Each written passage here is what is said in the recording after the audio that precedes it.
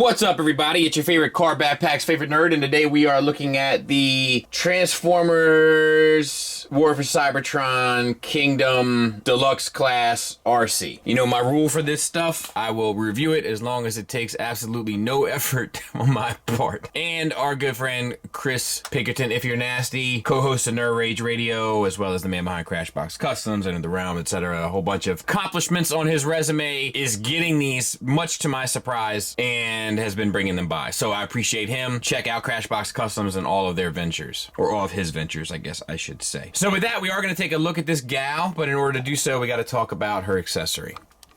She comes with a pistol. It's like this translucent plastic, which I think is a poor choice. I think it's the wrong choice, and I'm slightly confused on why they would have chosen it, but the sculpt is nice enough, and she can hold it just fine. The gun can plug into the top of the vehicle if you so desire. So let's talk about the figure. So I'll tell you one of my issues that I have straight up. I mean, obviously this, right? This is an issue. And actually it's kind of funny, like, let me show you how it comes in the box. It comes in the box on this, on this board here, and the backpack is on one side of the board and she's on the other. And that's for a number of reasons, marketing wise, but it's also for a number of reasons, packaging wise and so forth. But if you don't think marketing is a part of that, you're wrong. But so in order to get her in there, they had to like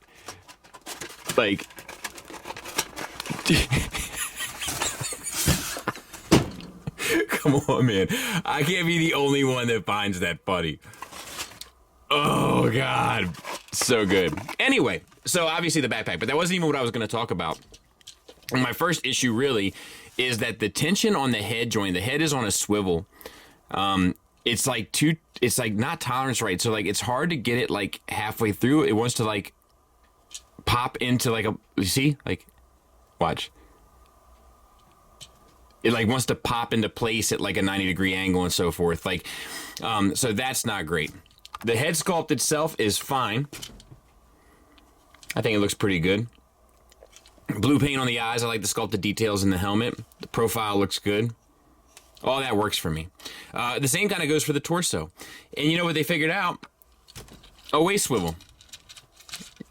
So eat your heart out, fans toys, in that regard. We have some nice pink paint, or no, it might be white paint. It's probably white paint. Might be pink paint on the top, on the front, and then it's pink plastic on the back, which is interesting. Just a nice way to like kind of cut a corner but make a good looking figure. Forgive my hands, by the way. I'm working on a diorama, Shang Tsung's courtyard. It looks pretty good so far. And then we have the Autobot symbol on the chest. Shoulders are universals. Nice big pin sitting front and center. That gets you all the way up like Remy and Fat Joe, and 360 around if the backpack wouldn't get in the way. We have a bicep swivel. We have a pinned elbow that gets you past 90 degrees, and then we have a wrist hinge in out but no swivel, and obviously the hands are stuck in the gang sign motion, throwing them C's up. And then we have gray paint on the lower body and white paint, perhaps, this part, which looks good enough. And then we have pinned universals for hips. So that gets the legs out to there, which I think is more than you'll need, and forward and back to there, which same thing. Thigh swivel at a cut joint. It also rotates around the universal. And then we have a double jointed knee, which gets you the full run. And the ankles, you get an ankle tilt down, up, and zero rocker, which is a bummer because they've kind of been doing some rockers recently. This thing is a real mixed bag. I will tell you, look at that from the back. Just a nightmare. It's a nightmare. It's a mixed bag. There's some things that are cool here. Like, I'll save it for final thoughts, but like if you look at the pin joint, on both arms, and then on the hips as well, on the knees as well. Like, there's a lot of stuff there, but there's an awful lot of limitations.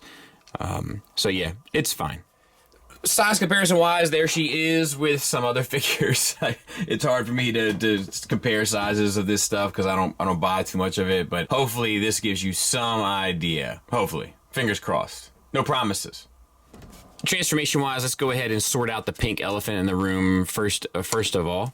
Open this up, spin this around, and fold these panels out and these panels out.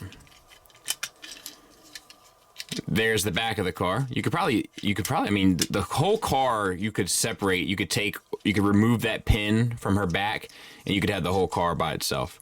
At the same time, the front part of the car is on a double hinge, and this piece has to come up, and this piece has to come up, and the top piece comes up, and there is, I mean, the whole car. All right, then I guess you want to cover her head down.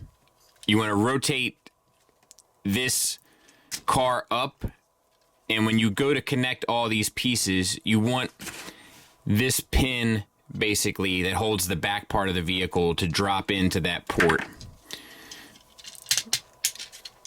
And then you just got to clean up all these tabs and so forth. And I'm not going to take too much of your time doing that. You can, I'm sure, sort that out on your own. So I'm going to cut. Once I have it, well, there, it's all together. Okay, so we were able to do it. Okie dokie. Now, drop the arms inside of the car towards the back. And then spin at the thigh. Collapse the feet. But you want to kind of keep the top thigh straight, I think, for clearance issues. Collapse the feet, bring them up towards the body, and then rotate them back to the side so that they fit into this little cavity there.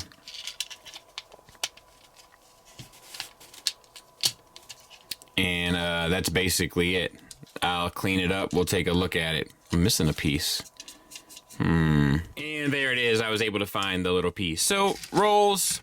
You lose all the details of the tires there, or any potential details. Like, once again, they use this translucent plastic for the tires. This piece, the windshield, I guess it was just to get the windshield. I think they would have been better off using like a light blue. A light blue here would have been a light blue there, and then maybe on the tires, I guess. Or even a gray, and then here. I don't know. Not the best. Not the best allocation of resources there. The paint apps are clean. The car looks a little doofy, like it just doesn't look like there's any level of sophistication to it. And it's just a shell that covers up, but I mean, I guess they just had to make it just enough to cover it up. Rolls like a champ. There it is next to Tiger Tracks. It's okay.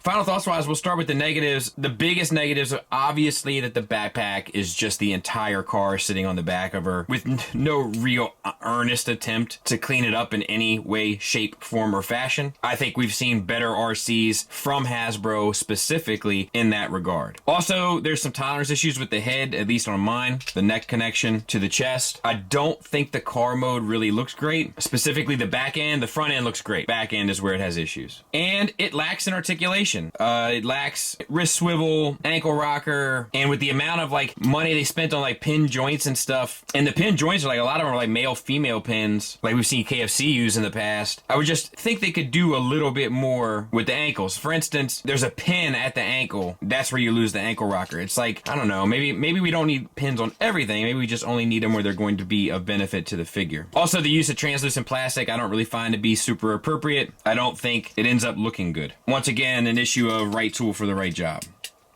Positives wise, it's a decent enough sculpt of Arcee, specifically her head, but also her torso, honestly. And I do like the amount of paint apps. It all works. It all is appropriate for the character, which isn't always the case with this company. And I do like the use of pins. It does make the figure feel more stable. So there's definitely some improvements here, in comparison to some of the other stuff I've looked at from Hasbro, but not really enough for me to recommend this specifically from Hasbro, because I've seen Hasbro make a better Arcee figure. But I do see some improvements here, specifically with sculpt and stuff, but the engineering here, not quite gonna do it for me. Thanks for listening. Thanks for watching. Until next time, take care.